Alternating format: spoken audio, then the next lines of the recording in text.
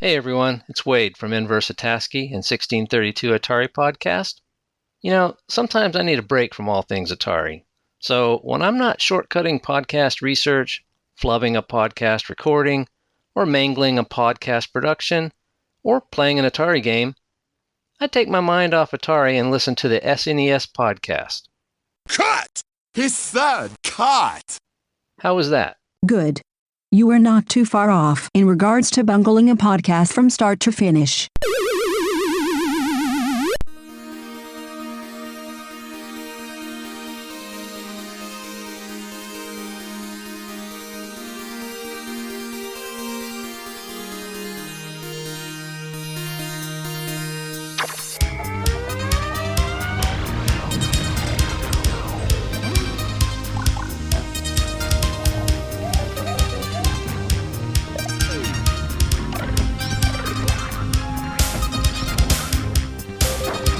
At $200, a Super Nintendo setup costs twice as much as the old system.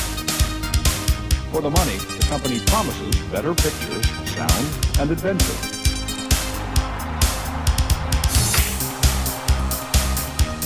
Now you're playing with power, superpower. You're the king, I tell you! The king! Only for Super NES.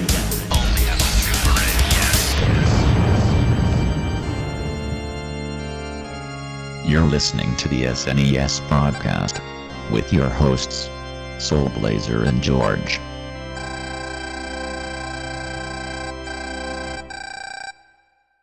Hello everybody, welcome to the Super NES podcast, episode number 81 for your listening pleasure, and I never know when to start this thing, so I think that'll just suffice for now. This is one of your regular hosts, Greg, joined by other regular host, George. That's me. Yes, indeed. And we're finally getting around to a game that we teased doing a few episodes ago. That is very interesting to talk about at the very least. The Super NES port of one of the most famous games of all time, Doom. This was a game that was suggested to us by one of our listeners, like Andrew Coed, like quite a while ago. But George also said this game was in the back of his mind and wanted to look at it again, anyway. So. I don't know if it was a good idea that I did take a look at it. Well, you played it originally back then, right? I mean, this was not on the SNES. Oh, really? This is your first time playing it? Yes, on the SNES, yeah. Oh, interesting. No, I played this at a friend's house shortly after it came out because this was a late Super NES game, which we'll talk about here in a moment. So I did have some knowledge and familiarity like this port. Andrew also made some other good suggestions for games. We're gonna be looking at another one of his suggestions coming up next. So by all means, if you guys out there have any games that you'd like to see covered sooner rather than later, hit us up on my Facebook page or feel free to send me an email. Contact information like the end of the podcast. Because it's not always easy for George and us to brainstorm stuff to play. So, and the library is so big that some good games can slip through the cracks. As far as this being a good game, though, well, it's interesting. A mixed bag. A mixed bag, yeah. But to be fair, I think every Doom port was a mixed bag. Because I think. I probably should go into my history about the series a little bit here. Because I'm older than George is, I've been playing this game since it first came out back in 1993. And I played over the years many ports of the game, almost all the ports. I spent a ton of time playing Doom, every teenager at the time period. This was one of the only games, this and Mortal Kombat, that my parents really had some reservations that let me playing. Even though I was 17 at the time. So, this is a game I had to kind of sneak in game time, when they were at work or late at night or something like that. So really, because honestly, if you're 17, all bets are off. You're 1 year away from 18. I know, but yeah, they were also they were also very controlling still because as an old child, blessing and a curse. I definitely got spoiled, but conversely, there was also like a very like controlling angle to it. So, but they, like they mean well. So, it's not like it is now. It's like now we're like. God, don't even talk about now. Oh no. It's like this game. Yeah, like Doom by today's standards is like like a kindergarten game, but like right, meaning that all the kindergartners would play it, and the parents wouldn't care. That's what modern times are like. Hey, little Billy, play GTA. Anyway, go on. SNES games. But you probably played this game back in like kindergarten, George. Then, right? No. I played this when I was like a teenager. Okay, so Yeah. what was your first version of the game that you were exposed to? Oh, jeez. I think I emulated the DOS version. Oh, really? Huh. Yes. That's interesting because the DOS version also has like pros and cons to it, but Yeah, it was. Yeah, no, that's right. Because then I also got it on later. I got it on Xbox because they ported it to the Xbox Live Arcade service. Yes, they did. Yes. Yep, I had that version of the game too. So, but Oh man. Yeah. It's a pretty good port of the game, I think. But and the Xbox controller like works there pretty well with it. Yeah, I mean it's not too hard to, because you don't have to aim it up and down, and there's not too many functions, so it does map well to a controller.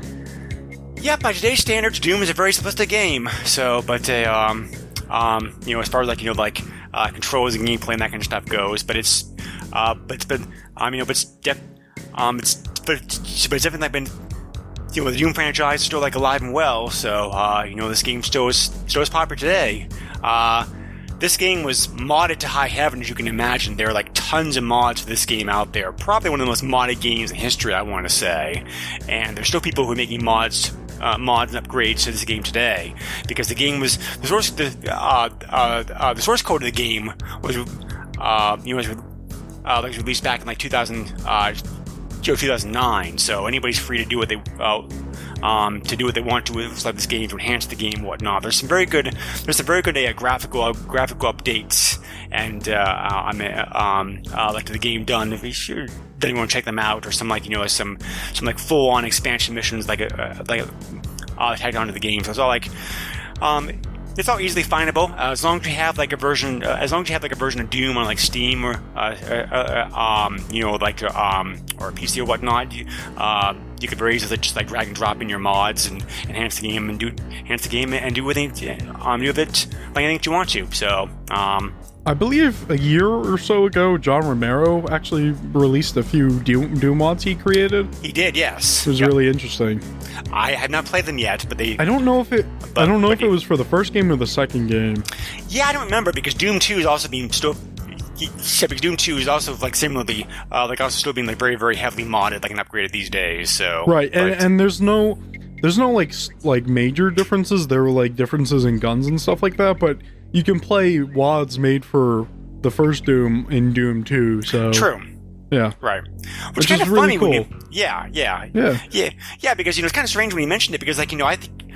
Honestly, I think Doom 2 is the better game. I mean, I think that, they just simply just took, the second game, the second game in the franchise, I think, is often the best game of trilogy, for one reason or another. But, wait, do you mean Doom or just in general? In general, because like Doom 3, that's not always true, but I honestly can't think of any examples right now.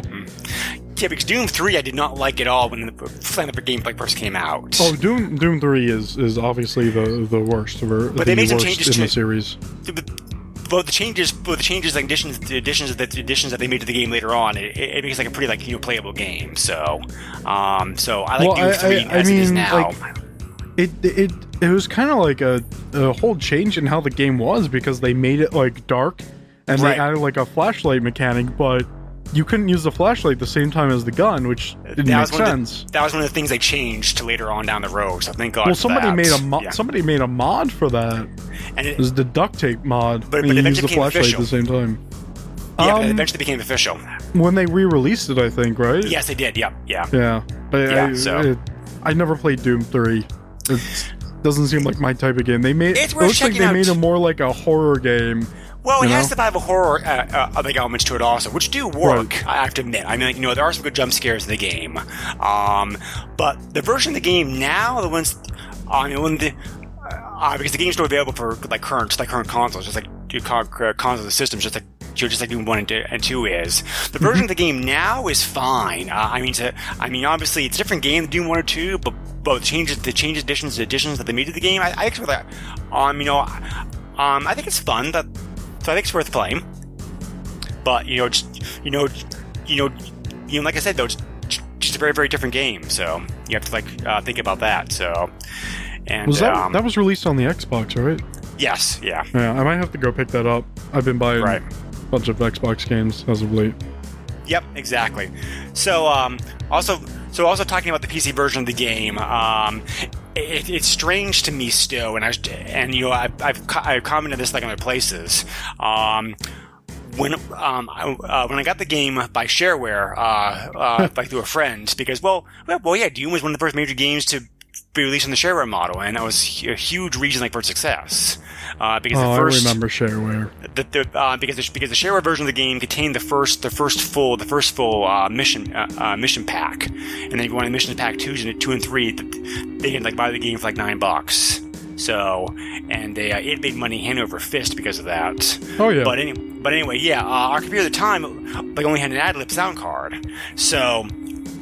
To this day, I'm still used to hearing the music of the game through ad-lib, for several years. That to this day, hearing the Doom music, any other way, it doesn't sound right to me. Except because of that. People still talk about this, believe it or not. Yeah.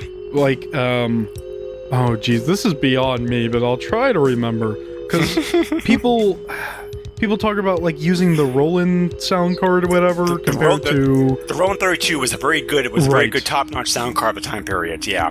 Right. There are a lot of people who still compare that and a Sound Blaster, stuff like that. Well, the Roland also had the advantage. The Roland also had the advantage that several other high-end sound card at the time period, you could also hook up to a stereo and have the music play that way. Right. So. Yeah, it's just a huge interesting thing. Like PC hardware at the time, just different sound cards sounded different, and there were no standards. Super there was beyond me, but yes. There were no standards. There was no Windows. You had to become a master, trying to manipulate AutoExec and config files to be able to get to squeeze out that little bit more of conventional memory that you need to play that game. The reason why everything sounded different was because it was all MIDI mappers and stuff. Right. So each sound card had different versions, and everything sounded different. That's why. Whereas everything's a standard and everything's basically a recording now. It's not it's not generated for the most part. And that's why everything sounds the same, basically, on different pieces of hardware today. It also varied greatly from manufacturer to manufacturer, too, because certain drivers would not be compatible with certain computers. Right. So that was always fun if we ran into that problem, I did several times. But people think that doing stuff playing games on PC is a nightmare now. It's buddy, you what don't are you you talking don't about? This know. is a golden age for PC games. Yeah, buddy, you don't even know. Go and try playing a game from the 90s. You have GOG and you have Steam, which are basically drag and drop for Right. Well, the thing is, some model games, have certain problems for some people, and and other people don't have problems, and there is still some stuff, and it's somewhat understandable why people are backed away from PC, but it is not as bad as it used to be.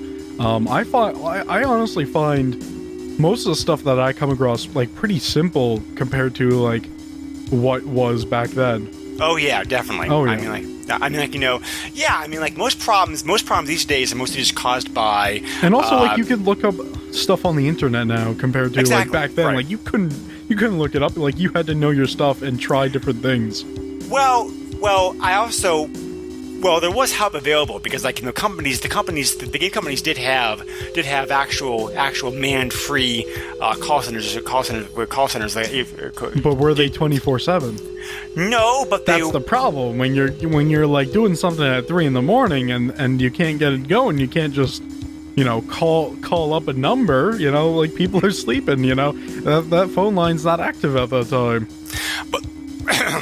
But they're also like manned by experts who and if I had this happen more than once, we're more than happy to sit with you for as long as it took and walk you through line by line, like you're configuring on exec files to figure out, like what you could do to tweak this, what you could do to massage that. But I mean, these people like knew what they're talking about. Whereas nowadays, you just have to know like a little bit of knowledge, which is both a good thing and a bad thing. But anyway, well, I mean, yeah. you go on and I can't believe I'm going to say this, but you can look on forums. Like, what is that? Like, forums are like becoming a dying thing too. I still use this forum on a regular basis, but but they're dying out slowly. Yeah. So yeah, I mean, like the advantage about Doom also was the fact that Doom didn't require like a top-end computer at the time, like time to run. Right. I mean, you could get it running on 386, kind of sluggishly, but again, they would run on it. So, a 486 was obviously recommended. So, speaking of sluggish, well, I mean, like, I feel obligated to say that.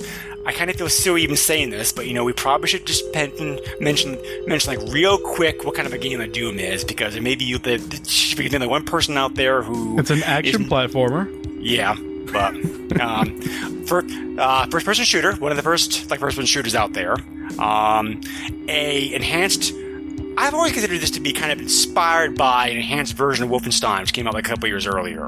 Kind of, yeah. But I mean, like much the same way that Command and Conquer just pretty much expanded version and improved version of Doom 2. I mean, Doom kind of just like took what Wolfenstein did and just built upon it. So, but yeah, Wolfenstein was also very fun. Wolfenstein also played to play the heck out of after this game also came out. The objective in Doom, like George just said, is just basically you're just trying to go around levels shooting enemies, and you do not need to kill all the enemies to advance past a level, which is you're trying to find an exit. Now, granted, you often will kill most of the enemies trying to find said exit, unless you know where it is. But yeah, there are times the game when it's to your advantage just to run, just to beat feet and be a coward and get out of there. But, or just speed running. Or speed running. Yep, I don't know that's why true you would want to so. speed run SNES Doom, but people have done that. Have they? Yep, I was going to mention that later on. So. Oh, okay, all right, right on. So yeah, I mean, Doom probably has had, if not one of the most talked about games in history. With all the amounts of, all the press and coverage and talk that this game and this series had gotten over the years, but both good and bad. I mean, this is a game that was highly controversial. This is a game that helped inspire the hearings in Congress and helped to lead to the creation the creation of the MSB. This is a game that gets blamed every now and then. School shooting gets happens, still to this day, or games of its ilk, at least. Right. Don't blame it on people bullying and people breaking from it. Let's blame it on this thing that had nothing to do with it. Right. Yep, and for the time, this game was very groundbreaking and very controversial because, we'd never seen anything like this before. I mean, it could be hard to understand, I'm not faulting you or anything, George, because of the fact you are younger than me, but I was old enough when this game came out that I still remember this, and anybody around my age that does as well. This game got huge attention by everybody, and I mean everybody out there, because when it came out, because of how bloody and violent that it was, which is really unheard of for games of this time period. Right. Whereas by today's standards, this game's like a kindergarten game. Well, Mortal Kombat was one of those too. Mortal Kombat also, yeah, like the same reason. So right, but I think it was different because like that was like actually like digitized people, and like you could kind of make the argument with Doom because you're not murdering people or anything. Whereas Mortal Kombat, like you have fatalities and stuff on these digitized actors, and it looks more real. I mean, I was gonna say we all have our fair share of, something being too violent, and then as time goes on, it's not as bad. But people just don't care anymore today, except for people who want to get rid of video games. But, yeah, it's mostly true, but... Yeah. It's so weird because when I go and play a game, I'll do something, and, I know it's a video game, so, whatever, who cares? But, oh, you smashed her over the head with a frying pan. Oh, that is so brutal and nasty. But, it just... I don't know, it seems like a lot of people just don't care anymore. Like, oh man, that was so cool, we just smashed her over the head with a frying pan. It's like, dude, that's, I'm just imagining in my head now, it's like, that's nasty. There's several reasons for that, I think. I think, the easy ones to say is the fact that, the generation of gamers have grown up, basically, who are playing games, who are playing games like this. Kids my age, are now adults my age, who've been gaming all their lives, and we want to have adult mature things. I think most people do. I definitely agree on that. And another thing I think is the fact that that there have been numerous studies out there that have proven that violent games do not cause violent behavior. That myth's been busted also. Oh, it's been super debunked. Not everybody believes it, but you also have people that believe in other ridiculous things that I won't bring up because it's not that kind of podcast. True. But, people will and that's what stinks today. But if people have a mindset and then they go online and see something that agrees with them, and they have a filter that only shows stuff that agrees with them. They're gonna believe that, they're gonna believe it full force, and then any evidence proving against it, they're gonna say is fake. True. Yeah, it's a real shame. So anyway, there have been numerous movies and TV segments and podcasts and articles out there that have talked about Doom, Doom is everywhere. So yeah. I mean, if you haven't read it, and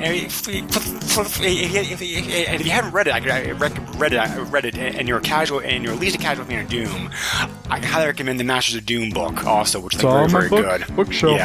Yeah. So, really, you really a great look. You're talking about the development of the game. So, let's not waste too much breath on that stuff. We're here to talk about the Super NES version of the game. Oh, I want to talk about how terrible people are now. I want to talk about how the internet has ruined people. Well, we can take out our frustrations from that kind of interaction by going to games like Doom and blowing people away, right? So. Well, we're not blowing people away; we're blowing monsters away. But you know what? Honestly, I think some of these people are monsters anyway. Well. Yeah. Well, in the game, at least, they used to be humans, but they're no longer humans. But, but they're like zombies or whatever the game calls them, but... I guess you're right, but is a zombie a person, though? Let's get into life politics here. Is a zombie still a person? Is it alright to kill a zombie? Well, no. Yes, it is right to kill a zombie because they're trying to kill you first. Right.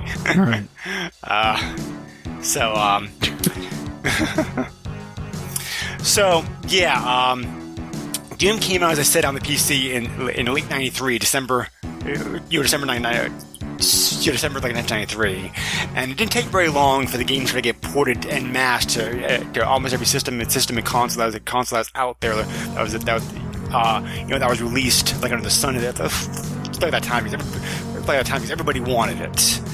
Including some ports of the game I never even heard of, and these are all official versions like the game, mind you. besides the original DOS version, the game also got ported to OS2, which is the Apple operating system, Windows, Linux, Amiga, Macintosh, Super NES, Genesis 32X, PlayStation, Game Boy Advance, iOS, the Symbian OS, which is an older Unix-based kernel, RISC OS, which is also Unix-based, Atari Jaguar, Sega Saturn, Tapware Zodiac, 3DO, Xbox, and Xbox 360, by courtesy of the Live Arcade function. And there have also been some unofficial homemade ports of the game that have also been made for different systems over the years.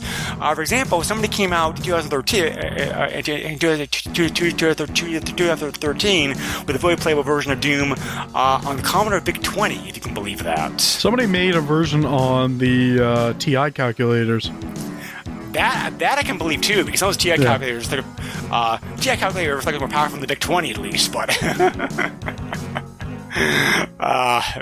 so hats off to those programmers who were able to show, cram those games like on the VIC-20. But hats off to people who don't do this for money. Like, man, that's a lot of work. Yes, it is. Yeah. I mean, the console. I mean, even the official console computer ports of the game were a lot of work because. Yeah.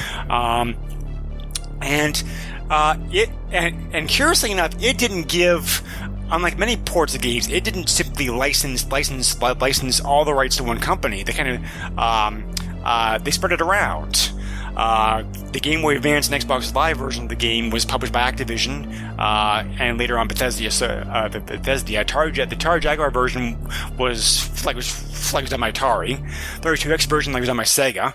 The PlayStation and Super NES version in North America was done by Williams Entertainment. The PAL version of the Super NES game was released by Ocean, and the Japanese version of the game was released by Immature. So, go figure. So as I said before, Williams is the one who got the right to publish Doom for Super NES, in North America. Williams was the software game branch of Bowie. Which Bowie for a long time was synonymous the workout centers and also the workout centers, and also the what else did Bowie do? Oh yeah, arcade games, pinball games, that kind of stuff. Bowie these days pretty much just focuses on their on the slot machine operations.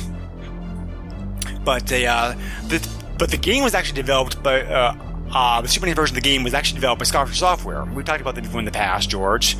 They're the ones who did the board game conversions to Super NES, a la Monopoly. Oh, okay. So this was a late Super NES game. This came out in September of 1995. And the challenge was to try to get the game to run at least reasonably well on a system that was, in some ways, inferior like the original DOS version of the game, as far as the hardware specs went.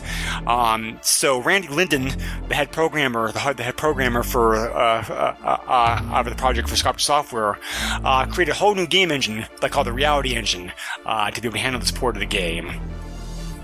And this game also uses the FX2 chip, which is one of the only games for Super NES that actually use that chip.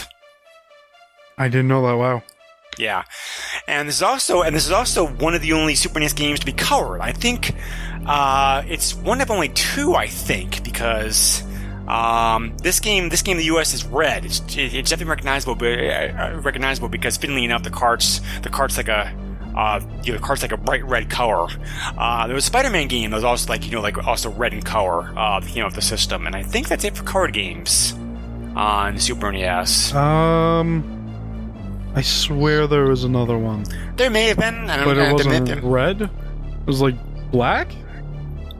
Well, Doom was released in black in Europe, curiously enough. And all three versions, red, black, and gray, got released in Australia. So again, go figure. This game's very interesting. Very interesting to look about look at how it varies from region to region. But did you also know, George, that this version of the game is also designed to be compatible with the Super NES mouse? Why do you tell me so late? I could have tried playing it with the mouse. By the way, Killer Instinct was black. Oh yes, you're right. Yeah, I never played the Super NES version of the game. That's why I forgot about that. But yeah, that was an arcade game I dropped a lot of money in back in my college days. That was a fun game. And it should stay in the past. That's only half a joke. The new Killer Instinct stuff looks interesting. Yeah, it's pretty good. I played it at a friend's house once. I think it's on PC now. I think it is, yeah. Yeah. Anyway. So yeah, considering the limitations of the system, I do give the programmer a lot of credit. So the fact that he had to create like a brand new engine just to be able to handle the game is pretty impressive. And it doesn't do it that well. Well, again, there's limitations that you're running up against. So yeah, why don't we get into it? Let's talk about the best thing about this game. I honestly think the best thing about this game, and I think George, the music, the soundtrack is awesome. It's a great sounding soundtrack. Yep. It's all original Doom music, but it's all been synthesized to take advantage of Super NES sound chip. It sounds amazing. And that's the best way to do things. Yep. Take advantage of the sound chip. Yep. So it's a really the PlayStation version of the game is my personal favorite port of the game for Doom, and the music on that sounds very good as well. But that's not like real instruments or anything, right? That's true. Just like. But speaking about real instruments, the 3D version of the game did use real instruments. Mm-hmm. That's also it's the best soundtrack. Yeah, that's also like an amazing soundtrack of the game.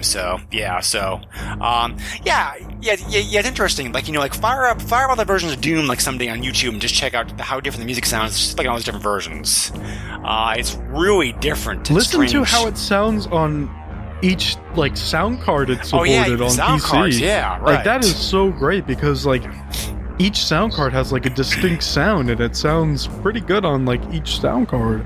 Yeah. Yeah. Yeah, I mean, like I said before, even my old ad-lib was still able to do a pretty good job of handling the sound effects and music. So, so this version of the game has most of the PC DOS levels in it. They were able to cram in, and I had it written down here, and I can't find the damn thing right now. Oh, here it is. 32 out of 37 of the levels. That the DOS version of the game had between all three missions. Hey, 32 out of 37 ain't so bad. Right. So, it does not have any console exclusive levels like most of the versions of the game did. The levels resemble the PC levels in most cases. I think I did some. So my memory is pretty good in getting around the map. It's kind of funny how map memories just like stick with you for so long, isn't it? I mean, like muscle memory. You can not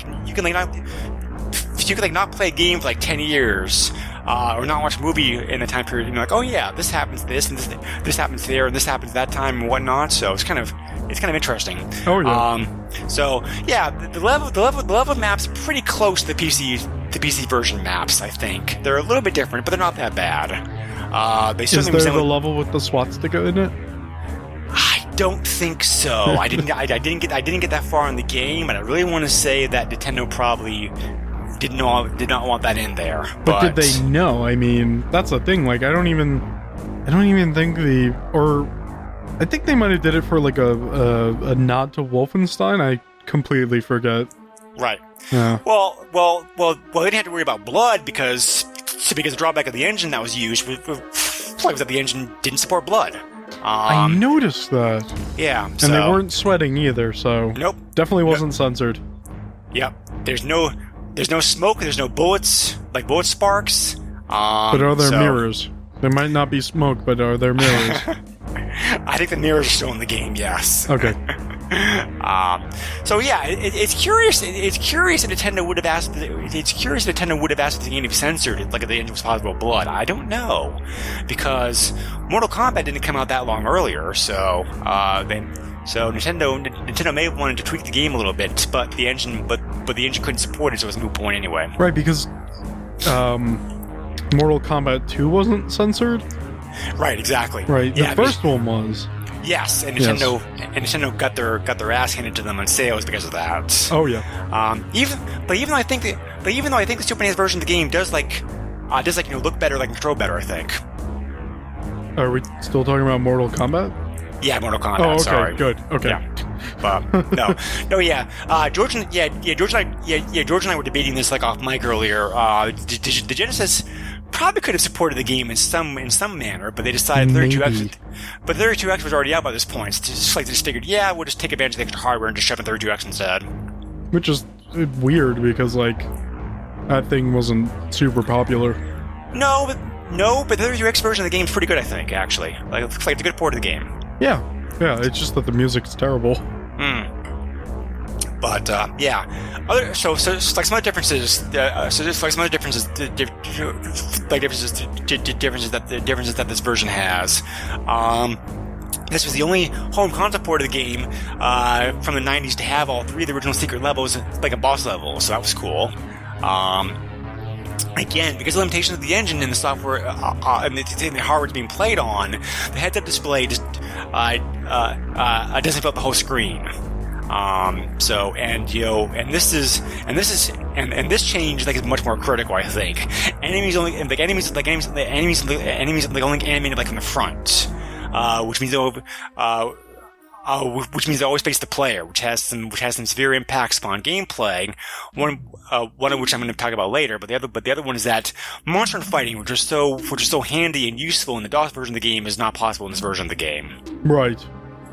Which is a huge drawback. It's somewhat of an important thing to have, honestly. Oh yeah, because, exactly. Yeah. Because like at this point, all enemies are coming after you. There's no chance of distraction. There's no chance of getting away. Right. Really, because you're just like a magnet, and they don't care about each other. Exactly. So, other differences. The floors and ceilings in this version of the game are like untexture mapped. Again, because of hardware limitations. More critically, this game lacks both a battery backup and a password system, so there's no way to save your progress. You play until you die. Wow, I didn't even notice that. Because it's so weird because it automatically starts you, like there's no menu. Like it shows up like a Doom splash screen, and then the game starts, and I thought that was really odd. But there is a menu, but you gotta hit the start button to access it. Right, but it's very limited. It's not like a main menu you would get like typically on an SNES game. Like this is weird. It's just like, start a new game or right, like limited options or something like that. It's just it's so strange. Right. It honestly doesn't, and I guess they didn't have enough space or whatever, but it's so weird that the game just drops you in because, that's not a type of game that would do that. And I can't think of many games that would just drop you right into the game without a menu. I know there was some X-Men game for Genesis that did that, but right.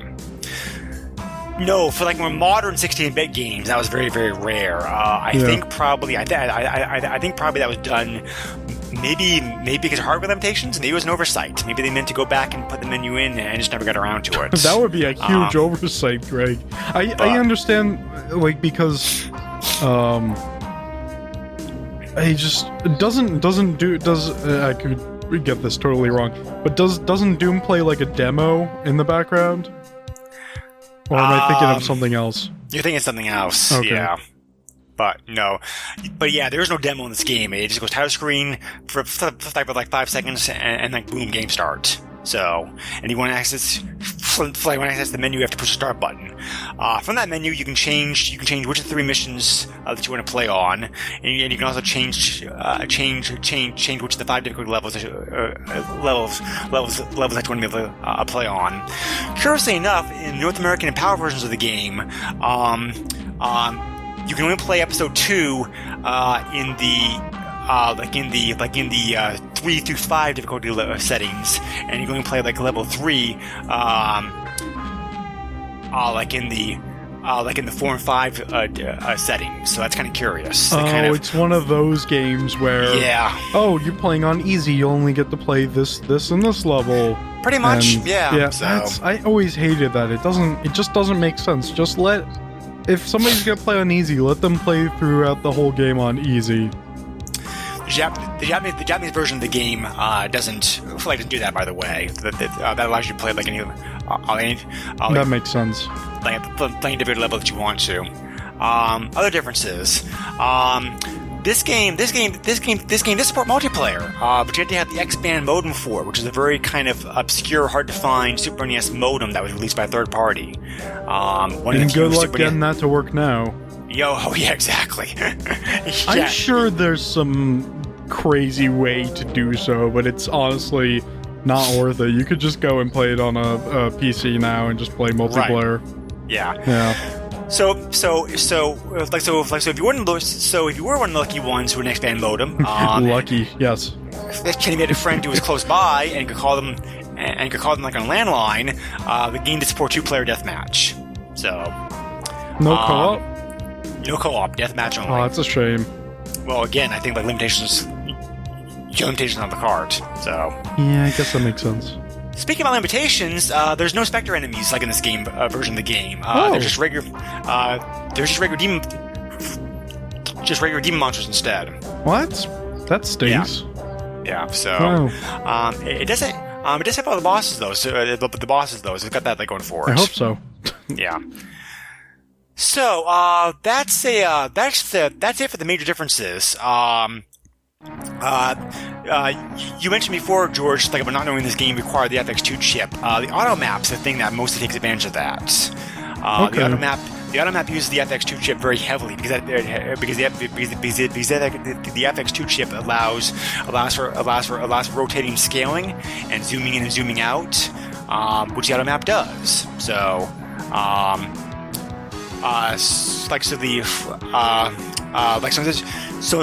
So instead of your position being shown an arrow, like in the DOS version of the game, it just like spins around the other player's location instead.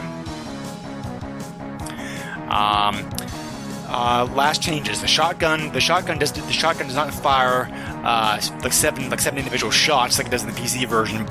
Just a rather function like hunting rifle, and this allows the player to shoot and be shot from a distance with a shotgun, like no decrease in power. Whether that's a good or bad thing depends upon your perspective on the game. Yeah, so. And that's pretty much it for the differences. There's quite a few, but if all those differences had come together more smoothly than they did, I could see this version of the game being like quite good. But it doesn't take playing the game very long to come across some major drawbacks to this game. So, George, I'm curious to see if we're on the same page here. Do you want to tell the good listeners what do you think some of the biggest problems that the version of the game has? A lot of slowdown. Slowdown's a big one. Yep. Yeah. I don't know what else. Did you notice the enemies? What about them? Well, we already mentioned the fact that enemies are already facing you all the time in the effective version of the game. It's also, because of the graphics, it's also very difficult to be able to shoot enemies from a distance. The whole distance thing. Oh man, you can't even tell what's in the distance. It's just oh boy, I see. What is it? That's a brown blob. What is that? Oh, it's like an imp or whatever. It's, and I understand it's not super powerful hardware to do this type of thing, to make this type of game. Yeah. But honestly, even up close, the models are not. They're all right, but it's just a mess. Yeah. It was a big disappointment. So the combination of enemies always facing you and knowing where you are before you know where they are, and combined with the fact that the enemies are very pixelated and hard to see at distance, results in getting tagged a heck of a lot before you realize where the enemies shooting you from. And that's a huge drawback to playing this game. Playing E1M1, it was really strange because it's just my health is not where it should be. Exactly. Yeah. So, So I think that the three biggest problems with this game is the enemies, the slowdown, like you already mentioned, George, especially like when several enemies like on the screen at once. Yes. And the controls are not very responsive. They don't work very good at all. Well, that's because of the slowdown, and like you say slowdown, like it's really bad. The game is I can't imagine what the frame rate is on this game, but it's gotta be horrible. it is terrible.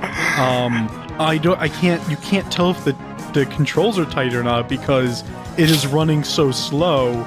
Like the reaction in game time is slow, so it feels like you're drunk, and that is a terrible feeling to have if that is not what you desire. I know a game like Grand Theft Auto or something where you drink a lot, you get drunk, you know, it feels drunk. Okay, that's the purpose. Like this is not the target here. The target is not to make you feel drunk. It's supposed to be very tight and precise, and it is exactly not that. But it definitely gets a few bonus points for having strafing on the L and R bumpers. Oh yes, definitely. That's which is cool.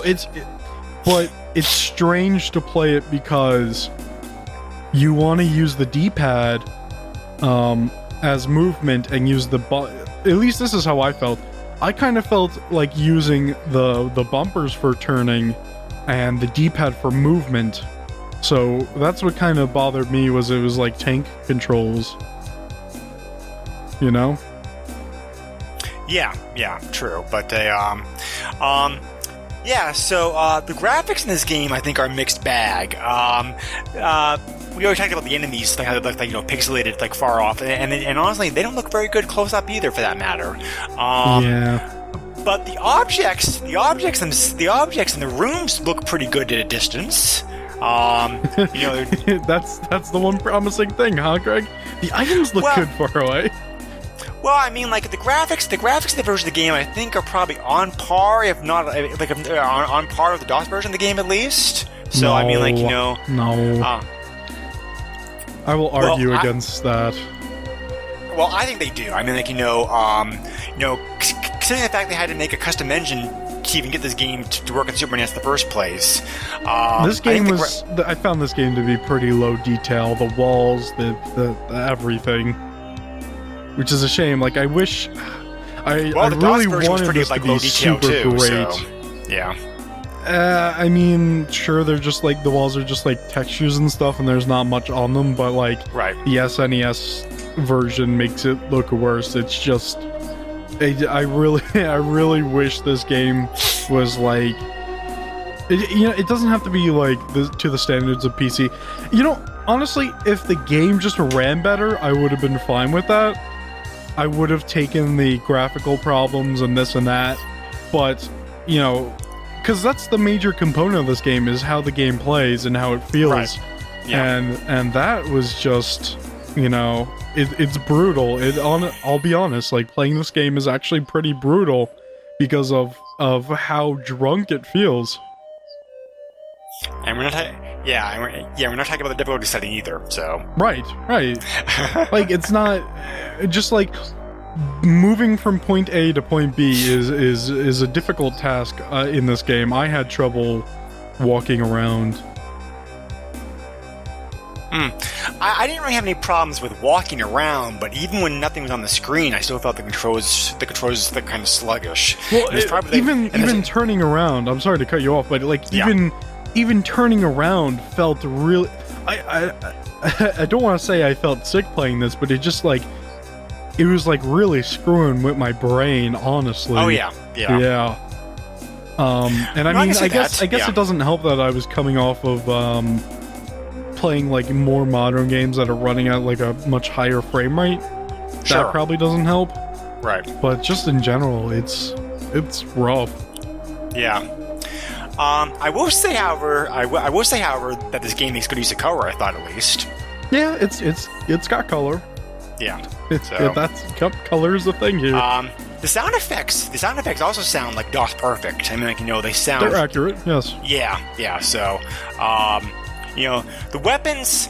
It's hard to be able to say exactly how good the weapons are versus the DOS game, because it's like there's that because there's that slowdown problem that we already talked about.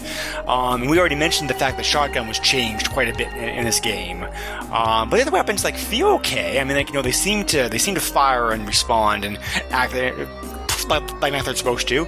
I'm kind of hedging this a little bit though, because the fact that, again, it's like with the slowdown, it's hard to be able to actually tell, like, if this is firing as fast as it should be, for example. But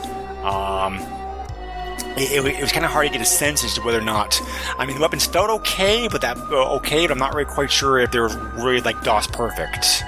I guess it's the best way that I can summarize that confusing statement. I guess, yeah. This game is a disappointment. It is, unfortunately. I mean, like, you know, like I can imagine a lot of people buying this game back in the day and being like very like bummed out by it. Oh, yeah. I don't think this is the worst port of the game. Have you ever played the GBA version, George? I have not. That is atrocious. I wanna ask the question though: is the GBA or the 3DO version worse? The 3DO version's not bad, actually. I think, like, well, let's be honest here. The 3DO version has an option to scale the screen, and the smaller it is, the better it runs. Yeah. And when you have that kind of setting, it's kind of like asking, hey, what kind of frame rate do you want to play on? And like, oh, you want a better frame rate? All right, now play it in tiny letterbox. You know? No, I think that like I said before, I have experience and exposure to most of these versions of the games, and out of the ones that played, I think the GBA and the Macintosh versions of the game are worse than this version is. All right, then. So it's not the worst port of the game out there, but it's nowhere near the best either. I mean, like I said before. I mean, honestly, these days, I think, these days, that you want to play the game, that the, just get the Doom BGM 3000 edition that came out a couple years ago. Well, I would argue that the best way to play Doom is through, I think it's called Z Doom, and it has so many options, and that's a good version of the game too. Yeah, it's a free thing. I believe you have to own Doom and Doom 2. You do, yes. But it's I would argue that it's the best way to play Doom. Right. It has so many options, and it kind of adds on to Doom, because it also, like, there's stuff like you can aim up and down and this and that, and right. That's pretty cool. And you can turn it off if you don't want it. So right. Like I said, there's so many customization options, and it kind of adds a new life to Doom, which is pretty cool. True. Yeah. As far as the classic ports of this game go, though, I think the PlayStation version of the game is probably the best one out there. Well, we'll have to cover that sometime, huh? Yeah, this is a matter of personal opinion, of course, but honorable mention probably goes to the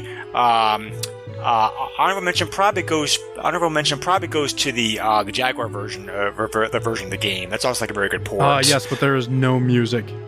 Yeah, which is the oddest thing ever. Well, John Romero actually used some of the Super NES code to design the Jaguar version of the game. So that is weird. They sacrificed music to make the game run better. So that's the nobody's officially said that, but that's the popular viewpoint out there, that they cut the music to improve the frame rates, because that version of the game does run very smooth. So for sure. But yeah. I don't remember how much that is on the Jaguar, but I do have a Jaguar, and it would be interesting to get every version of Doom that I could, just because, I guess. Well, most of these versions are pretty easy to get these days. We'll talk about pricing here like a little bit, but I think you can probably get your hands on those versions. The Tower Zodiac could be a hard version of the game to get. the Zodiac was not a very popular handheld. So, well, I don't own that platform, so there's no, there's nothing for me to worry about there. True. Yeah. So, in hindsight, should they even try this game on Super NES? Yes, but when they got to the point where they realized that there wasn't an easy way to make it run well, they should have probably scrapped it. I mean, I give the programmer and the company all the credit in the world for actually, for trying. Like I said, they made a custom engine just for this game. Mm-hmm. They used one of the best chips available, the hardware. And it wasn't enough to contain the game that is Doom. Yeah. Essentially, you're right. Yeah.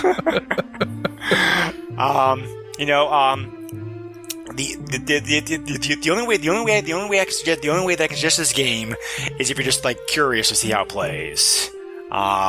Because like there's no reason, especially in this day to play the game unless you're like a diehard Doom fan, like just curious. Anyone who has any kind of motion sickness, get a barf bag. Yeah, you're probably right. Yeah, even if you're only slightly you have some slight motion sickness, honestly, I think this will actually make you very nauseous. It honestly feels that way. I didn't have any problems with it, but maybe. Well, do you have motion sickness?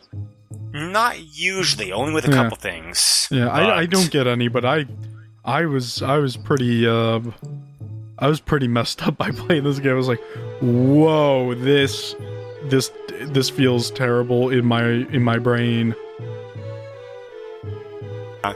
So you asked earlier,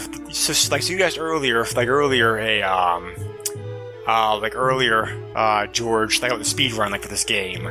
Yes. This is for just the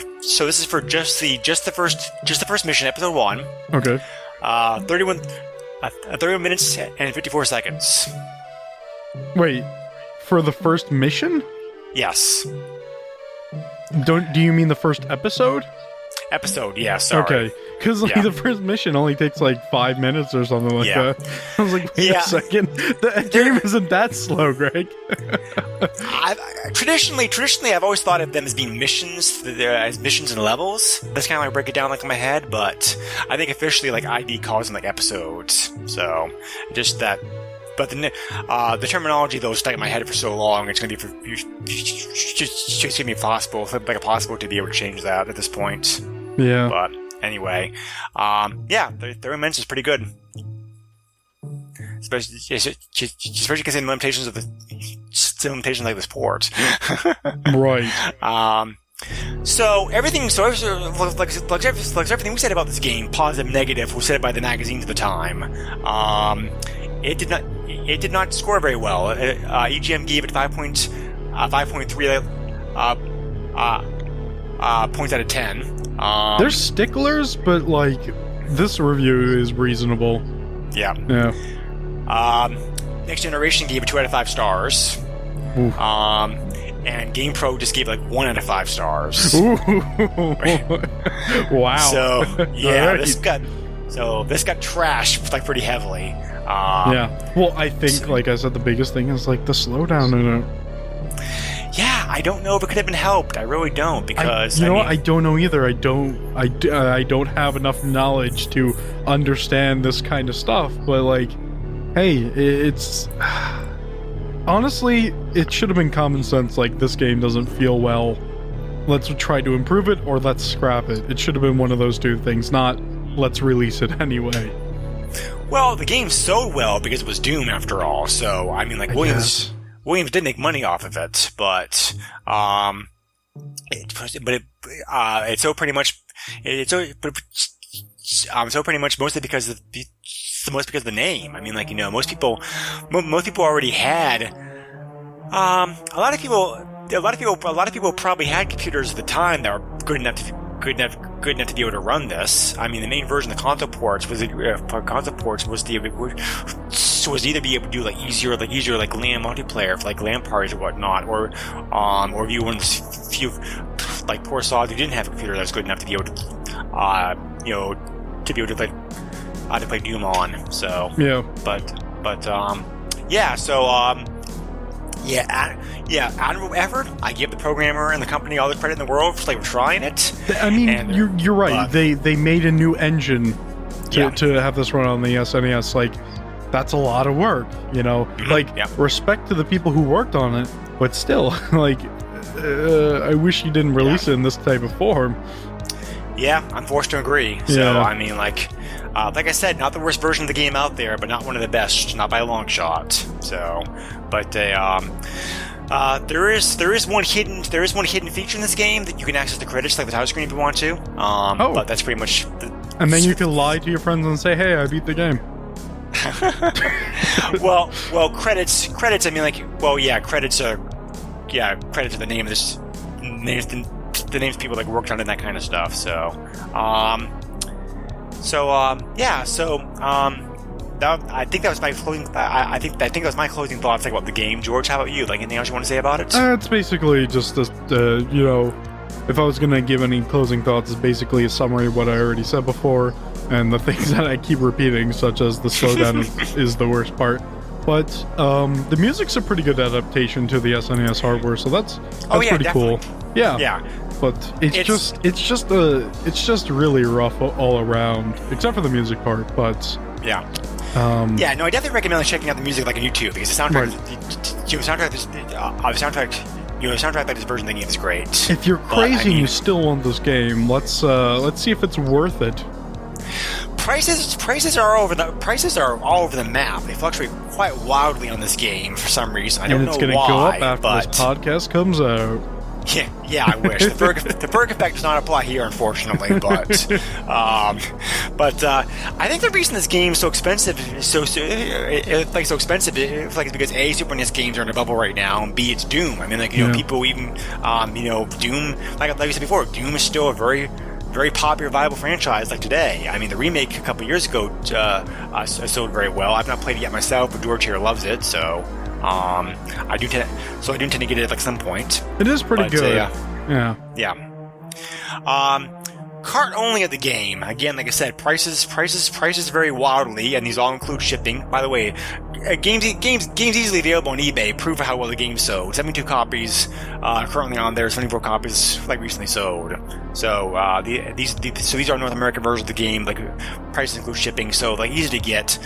Like I said, prices range wildly. Cart only you could have anywhere from $13 to $40. Wow, I would pay like maximum 20 maybe on this. Yeah. Just to like have it. Yeah, the red card itself is like pretty cool. I mean, the color. Oh, yeah, that too. Yeah, so and the manual of the game was also like quite good, because the manual had a kind of comic book feel, like the front of it, and it also includes a strategy guide with it also as well. So the manual is like very good to the game also. If you want the manual, CIB copies of the game will range anywhere from $52 to $83.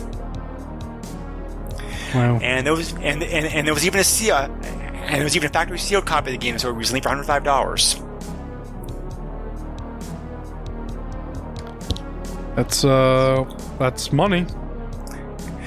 Compared to some other like sealed Super NES games, that's not bad. Yeah. No, you're definitely right. I'm just like, are you crazy enough to want a sealed or complete in box Doom on SNES?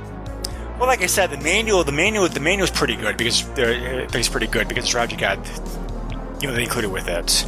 But yeah, like, even if you're just a Doom fan, just having that red card in your shelf is like pretty cool, I think. I think my favorite manual is the Home Improvement one, because it's just stamped with real men don't need instructions.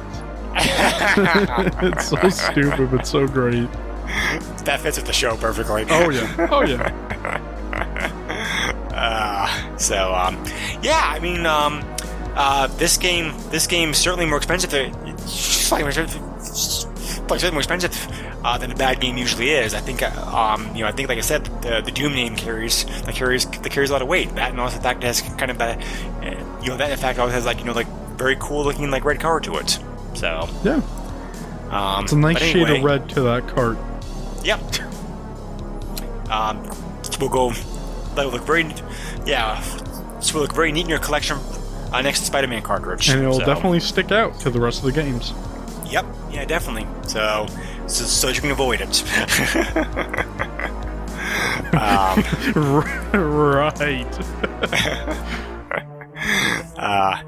So it was interesting. It had been years since I played this version of the game, so I had forgotten, like all this. It was fun to go back to, fun to try and be like, oh yeah, this is the reason why I avoided this all this time. It was fun. It was fun to realize how terrible the port was. Yeah. Ooh. So.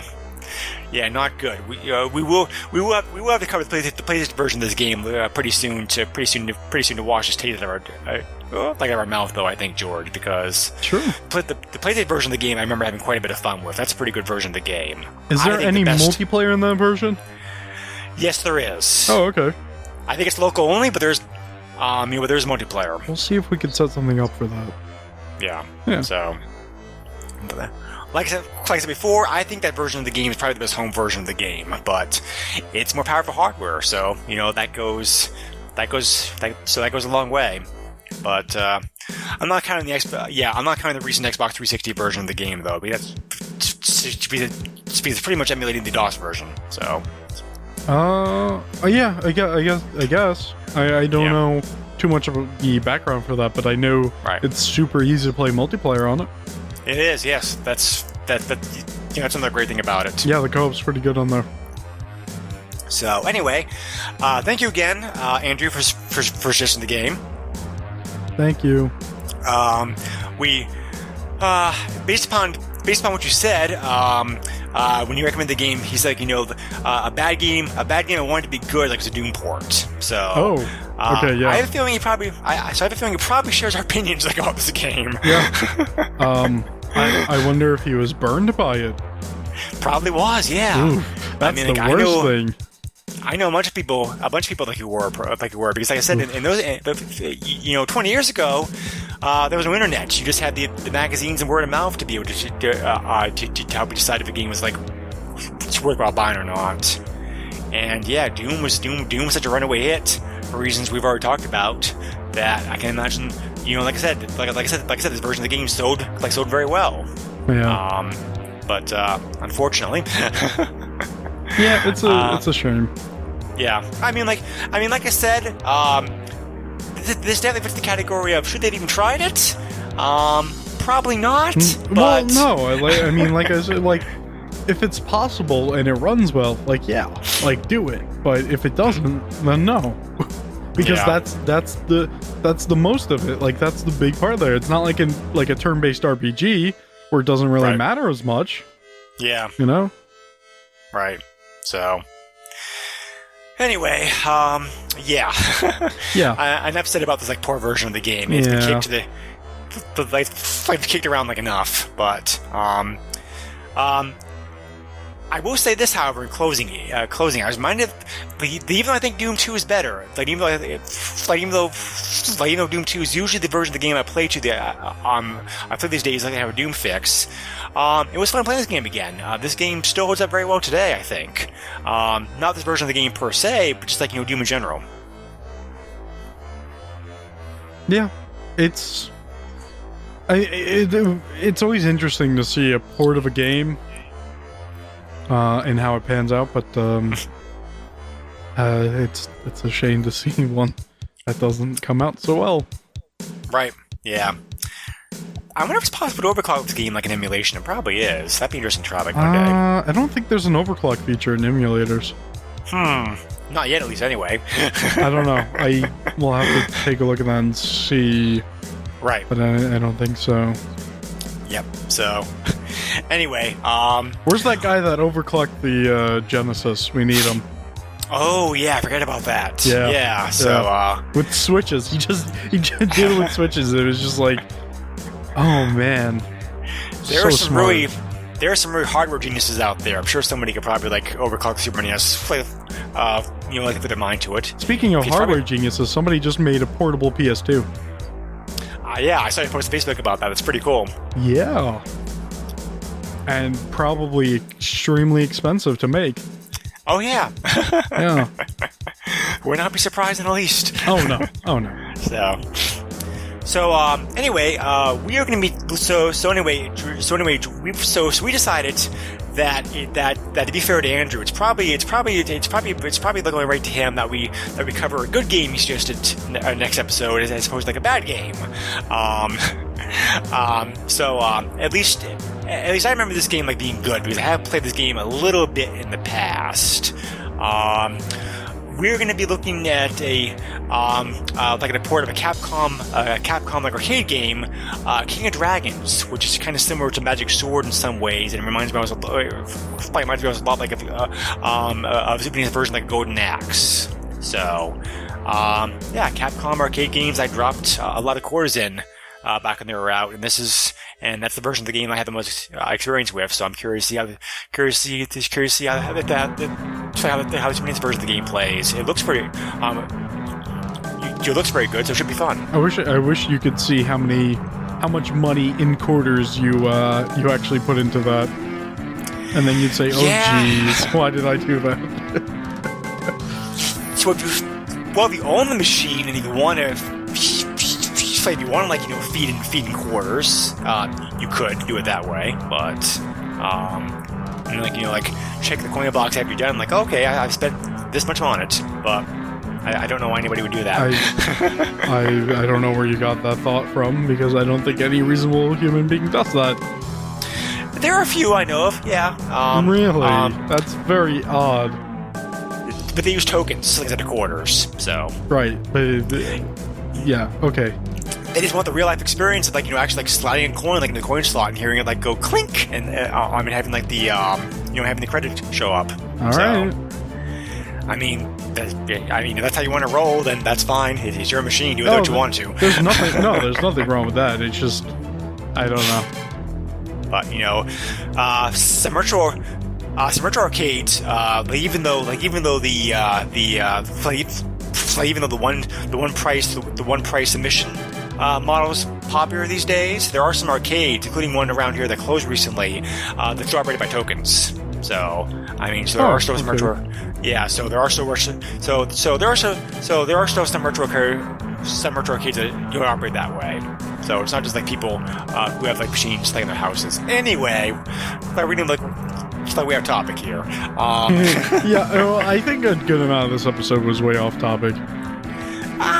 Maybe a little bit, but I tried to keep us at least semi-relevant. So that's the difference between this podcast and PlayStation Power, because we don't try to stay relevant in that podcast.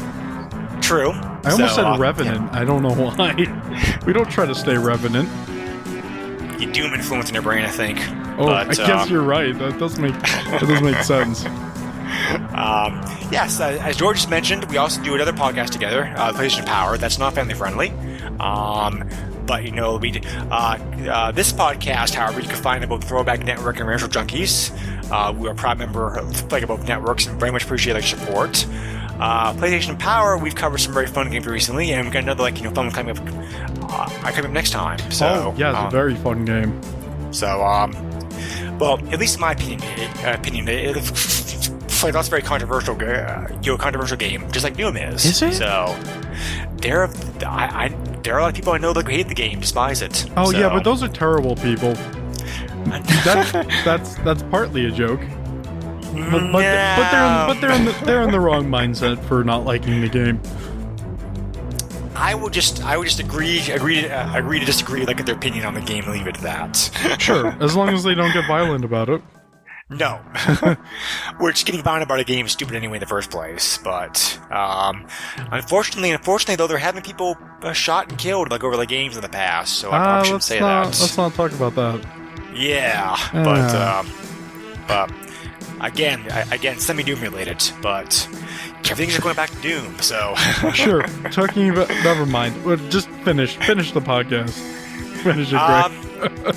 We are available on Facebook. We're getting close to 1,000 likes. It's like if you want to go on there, go on and like the page and post. Should be very much appreciate it. Oh yes. You can also find us like on iTunes.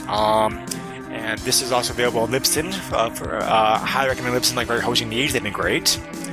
You can also email me directly if you want to at the SNES podcast at yahoo.com.